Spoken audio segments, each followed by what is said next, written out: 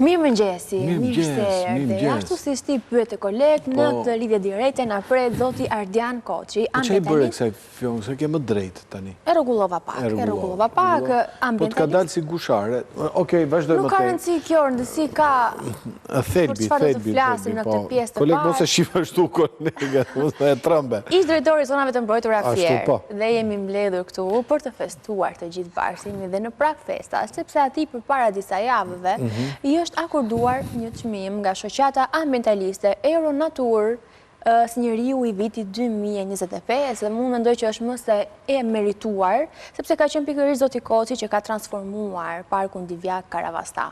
Edhe besoj që të gjithë ju jeni një mendim si unë. Dhe për shpërblim? Është çmim moral. Është çmim moral. Mirëmëngjes dhe mirë se erdhët në programin tonë. Mirëmëngjes i dashur. Përshëndetje. Jo ju dëgjoj mirë. Okej, është shumë kënaqësi të jeni mes nesh sot, edhe duam t'ju urojmë edhe ne për këtë çmim më së të merituar. Njeriu i vitit 2025 nga një shoqat mjaft prestigjioze që njihet në të gjithë botën. E mendonit fillimisht se do ishit i nominuar e më pas të merrni çmimin? Faleminderit për urimin. Që thëmë të drejtën, nuk e mendoj asnjëherë, sepse unë kisha rreth 2 vjet që isha ndarë tashmë nga detyra ime, dhe ndërkohë isha pak të themi i humbur në atë atmosferën e emigracionit dhe mbase i harruar edhe nga miqt.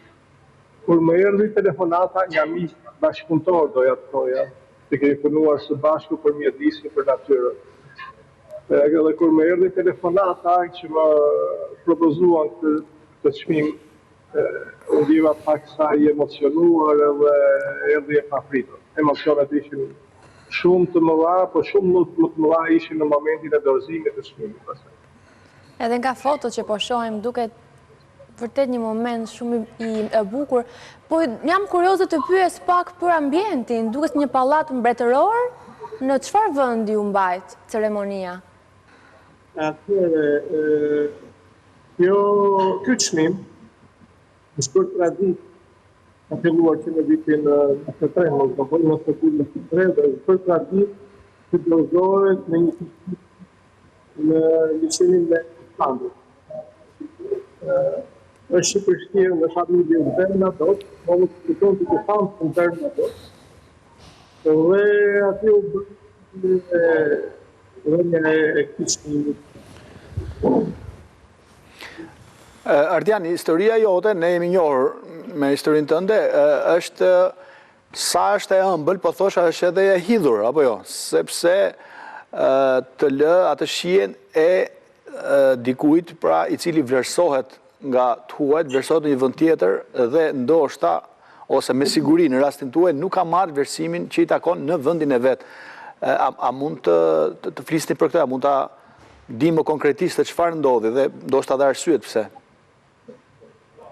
Që keni drejt për thonë që është një histori e ëmbël, është histori e ëmbël për sa kohë punon me natyrën, punon për një sistem, i shërben njerëzve, turistët, dhe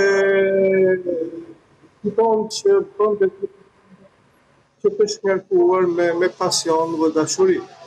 Hidhësia pasaj fillon në momenti kur shikon se si trajtohet administrata shtetërore për fatkeqësisht në Shqipëri, administrata bazohet në drejtim të raportit që ka ajo me politike dhe jo të bazohet në meritokraci. Të vjen keq kur shikon që administrata që duhet jetë një administratë e konsoliduar të kaloj rotacionet politike që ka jeta politike shqiptare, ndrohet herë mas here pavarësisht se shteti harxhon miliona euro për trajnimin e saj. Dhe fillohet përsëri nga zero, dhe ne gati rrim në vend numro. Kjo është pasaj ajo. Pjesa tjetër e imja është krejtësisht diçka, do të thoja, diçka personale, sigurisht një zhgënjim personal i imi në drejtim të kësaj që në fundit u detyrova të jepja dorëheqjen sepse nuk realizoja dot ato detyrën që isha ngarkuar dhe merja vogël. Nuk realizoja dot edhe atë pasionin tim për të punuar në natyrën dhe nuk mund të rrija në një cep për të marrë një rrodë edhe për të qenë thjesht një zbatues i urdhrave që shpesh herë ishin urdhra të gabuara dhe me shkelje të ligjit. Ne jemi gazetar, domethënë, dhe ndoshta her pas here sjellim edhe të themi fakte kur i kemi, por ndoshta edhe thashë theme apo legjenda urbane. Njëra nga këto, do na thoni ju, është fakt apo është legjendë urbane, është që laguna e Karavastas është e kontrolluar ose ka qenë e kontrolluar dhe shfrytëzohej pra nga grupe të caktuara që nuk kanë pas reputacion të mirë. Nuk dua të përdor ndonjë tjetër epitet. A është e vërtet kjo gjë? Pra është legjendë urbane apo ka baza të vërteta që shteti nuk është se ka pas kontroll absolut mbi Karavastan dhe ndoshta edhe Divjak? Për çfarë periudhe flitet? Të paktën jo, unë kam përshtypjen diçka edhe më vonë, ndoshta prandaj pyeta për flitet apo ka fakte, nëse do kisha fakte do t'i nxirrja, por nuk është se kam fakte. Thjesht dua mendimin tuaj ose deri kur ka zgjatur kjo influencë nëse ka qenë. Unë kam filluar punën 2013, në qoftë se flasi përpara asaj kohe, kur akoma nuk ishe vendosur edhe rendi në Shqipëri, po, ka qenë një lagunë e përdorur nga grupe të ndryshme.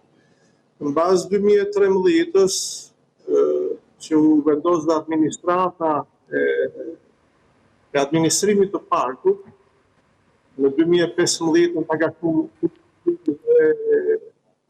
Agjencia Kombëtare e Zonave të Mbrojtura, çdo gjë aty u mor në administrim dhe unë pretendoj që kemi vendosur rregull në lagunë. Sigurisht që ka patur shkelje, por kanë qenë minimale, shkelje themi të vogla sporadike në drejtim të gjuetisë së peshkut ose në drejtim të gjuetisë palishme, por kanë qenë shumë sporadike dhe që bëheshin nga individ të caktuar të komunitetit vendas dhe avash këto pasaj janë zhdukur. Le të përqendrohemi pak tek lagunat e vetë laguna. Nuk punoj atë që laguna që ka punësuar nga një grup. Nuk jo, ne prandaj të pyetëm, domethënë për të dhënë përgjigje faktike profesionale zërave. Ndoshta kanë qenë zëra dhe ndjeja veten në punës të shtetit, një funksionar të shtetit dhe adhuroja të shikoja një shtet organizuar që të vendoste rregullin në çdo cep të tij. Dhe unë këtë gjë kam bërë, nuk kam bërë asnjëherë pak me grupe kriminale, po dhe me individë të ndryshëm. Ndoshta u keq kuptuam edhe të ardhura financiare. Jo, ndoshta u keq kuptuam për, domethënë, ne jemi njerëz që evidentojmë shqetësimin, nuk është se jemi njerëz që bëjmë akuzën. Dhe kanë qarkulluar në media këto fjalë dhe duke ju pyetur juve, nuk është se i vendosin pikat mbi për gjithë. Po për veten tonë besoj se përgjigja është e ruse dhe nuk është se kemi një dyshim për këtë. Po pyesim një person që ka qenë aty dhe ka qenë autoritet. Po, dhe mbi gjitha që është i vlerësuar ndërkombëtarisht për punën që ka bërë atje. Me qëra fjala, ku konsiston puna juaj? Pra çfarë meritash i njihni vetes dhe grupit që keni pasur me vete, pra çfarë keni bërë konkretisht në këto lokacione? Po, fillimisht, kur unë kam filluar punë dhe ndërkohë avash fillova të ndërtoja dhe administratën e parkut, duke zgjedhur njerëz nga komuniteti vendas, njerëz të cilët e njohin natyrën. Dhe një pjesë prej tyre ishin punonjës së vjetër, të cilët unë i mbajta në staf dhe freskova pasaj pjesën tjetër me të ardhur të rinj që ishin përsëri nga komuniteti vendas, kryesisht që kishin dalë edhe nga bankat e universiteteve. Problemi i parë që neve konfrontuam ishte gjuetia e palishme. Më kujtohet që në vitet 2011-2013 unë akoma isha emigrant atëherë në Itali dhe shikoja, mos gaboj, pas një emision në Rai 3 që jepte për gjuhëtimi padishme, kryesisht në Parkun Kombëtar Divja Karavasta. Sigurisht një indignacion qytetar, më përfshiu dhe mua dhe ase mendoja që do të më ngarkoj kjo detyrë për të vendosur rregullin në këtë park. Dhe në momentin që më propozua edhe detyra, po thash, pas një hezitimi të gjatë, sepse e dija që politika gjithmonë ndërhyn pasaj në detyrat e një drejtori, jo vetëm në kompletimin e stafit, por edhe duke dhënë urdhra të ndryshëm për lehtësuar një pjesë të njerëzve dhe për të ngarkuar pjesën tjetër, po thash, pasi mora të gjithë atë konfirmimin që nuk do kisha ndërhyrje, do shkoj ta pranoj këtë detyrë edhe të vendosë rregullin atje. Dhe problemi i parë ishte gjuhëtia, siç u thash. Problemi tjetër ishte prerja e drurve në Parkun Kombëtar Divja Karavasta, që ishte që bëhej kryesisht ka banor vendas. Të dyja këto me stafin e ri që u krijua e kemi përballuar me shumë sukses në një kohë rekord. Më vonë filluan sfidat të tjera që ishin sfida akoma më të fuqishme, më sfidante, sepse kishte të bëje me pushtetin. Me pushtetin qendror, me pushtetin lokal, me investitor ashtu quajtur strategjik që u ofruan për të bërë ndërtime në Parkun Kombëtar Divja Karavasta në shkelje të hapur me ligje. Zoti Koçi, pas këtij çmimi, nëse ju vjen një propozim tjetër, po tani e mendoni do ta shqyrtoni me një sy tjetër, a do pranonit nëse ju propozohej një vend pune ose ju propozohej i njëjti vend pune, pavarësisht eksperiencës së keqe që keni patur? Jo, nuk do ta pranoja. Në të kushte që është Shqipëria sot, unë kam humbur besimin që aty po punohet për të mbrojtur mjedisin. Shikoj që nga drejtimi i Ministrisë së Mjedisit, drejtuesi që u largua, drejtuesi i ri që nuk kam besim, shikoj drejtuesen e Agjencisë Kombëtare të Zonave të Mbrojtura, dhe në përgjithësi shikoj atë përqasje që ka qeveria ndaj administratës shtetërore në përgjithësi, që kërkoj një administratë kokullur dhe të zbatoj vetëm urdhrat që i vijnë nga lart. Më duket se nuk kemi mirë internet. Ndërpresim në kushte të mira, kam përshtypjen lidhje, ja? Po, mund ta sistemojmë prapë. Duhet thënë ta vazhdoj çfarë po thoshte zoti Koçi, që ai u rikthye në punë pasi e pushuan për shkak të një interviste që ai dha me zërin e Amerikës. U rikthye në punë, ndej një për pak kohë dhe pastaj u detyrua që të jepte dorëheqjen. Uroj që zërin e Amerikës mos ta kenë mbyllur pas për shkak të intervistës. Mbas rikthimit tim në punë, që ishte një rikthim i detyruar si pasojë në reagimit qytetar që kishe në mbrojtje të figurës time, u riktheva, por nuk pranova asnjëherë sinqerisht nga drejtuesit e ministrisë. Mendoj që një drejtor rajonal mos ketë një komunikim zyrtar me eplorin e vet, me drejtorin e Agjencisë Kombëtare të Zonave të Mbrojtura. Kur një institucion konsiderohet si një pronë private dhe nuk komunikon me varësit e tu, sepse nuk e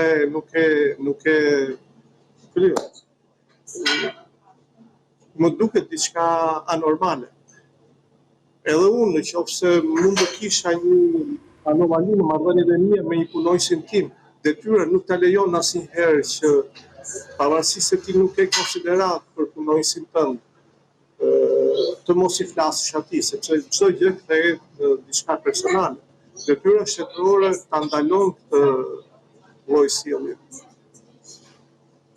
ambienti juaj punës, territori ku ju keni punuar, koincidon me territorin më të famshëm përsa i përket dedikimit të një deputeti, dhe unë po i bie shkurt, po e bëj pyetjen të koncentruar, nuk duhet zgjatem të kjo pjesë. Në rastin tuaj, përsa i përket historisë suaj, Erion Braçe, mik apo armik?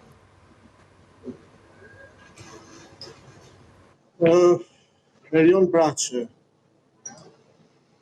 ka lëvizur gjithmonë në teun e thikës, do thoja. Shpeshherë miq, shpeshherë armiq. Unë jam propozuar nga Erioni për të marrë postin e drejtorit të administratës së zonave të mbrojtura të Fierit, por ndërkohë isha edhe i palëkundur në vendimet e mia në drejtim të mbrojtjes së ligjit, dhe shpeshherë i kam thyer edhe orientimet e tij, sepse nuk isha se si të veproj. Karakteri im nuk e lejonte që unë të veproja në përputhje me këto orientime. 2-3 vitet e fundit nuk kam komunikuar më me të. 2-3 vitet e fundit që unë kam qenë në detyrë. Bile më kujtohet shumë mirë një rast që unë denoncova publikisht një aferë abuzimi që ndodhte me të ardhurat që mblidhte Bashkia Divjak në Parkun Kombëtar Divjak Arabastan. Këtë e bëra në mënyrë publike, në rrjetet sociale, dhe një telefonat kërcënuese më arriti nga deputeti Braçe, duke më thënë ose hiq statusin, ose nesër ke kontrollin e lartë shtetit në zyrë. Dhe i thash, të sfidoj, i thash, unë statusin nuk e heq, dhe nesër pres kontrollin e zyrë. Dhe me kaq mbyllëm telefonatën që ka qenë telefonatën e fundit. Miq. Mirë. Jo, doja ta pyesja si është marrëdhënia juaj me natyrën sot. Nuk e di, puna që bëni, ajo lejon që dini të eksploroni apo të shijoni siç bënit këtu. Natyra që jam me bukur që ka krijuar Zoti. Puna që bëjnë në Gjermani nuk është një punë e rëndomë, do thoja. Por kam lidhur një punë që paktën më lë në kontakt me natyrën. Dhe kështu që unë jo vetëm vitin e fundit kam në kontakt me natyrën, paktën në drejtim të peisazhit, por edhe fundjavës kaloj gjithmonë në kontakt me natyrën. Më vjen shumë. Vazhdimi të dashuruar me natyrën dhe më ndjek brapa çdo vend ku vetë. Ndryshoi edhe qerja e fytyrës kur përmend natyrën.